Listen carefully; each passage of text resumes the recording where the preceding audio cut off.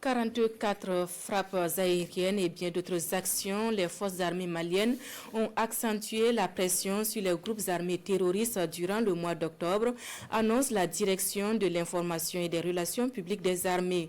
Du point de presse animé ce matin, on note une baisse du nombre des attaques et d'incidents durant le dernier mois. Précision avec Youssouf Diakiti.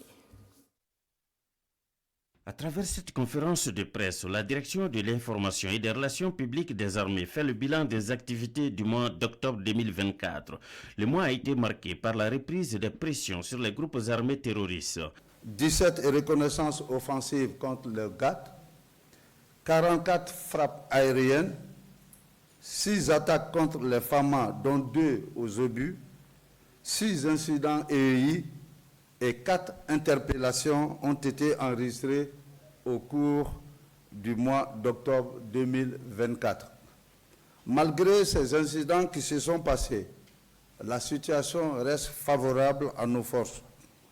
Les FAMA, dira le directeur, maintiennent l'initiative sur le terrain avec la recherche de la destruction des groupes armés terroristes et les sanctuaires. C'est dire que globalement, la situation reste favorable aux forces de défense et de sécurité maliennes. Il y a eu l'attaque contre l'emprise de Ber, laquelle attaque a été soldée par un revers subi aux groupes armés terroristes qui ont perdu beaucoup d'hommes sur le terrain, notamment avec la neutralisation d'un chef terroriste, Julaibib al-Ansari, de son vrai nom Al-Isa Ould Yahya, avec plusieurs de ses compagnons.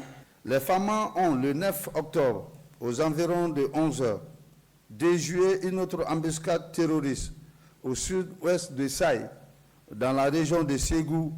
Plusieurs assaillants ont été neutralisés, plusieurs armes de guerre récupérées, une trentaine de motos, des médicaments, des moyens logistiques et de la communication récupérés.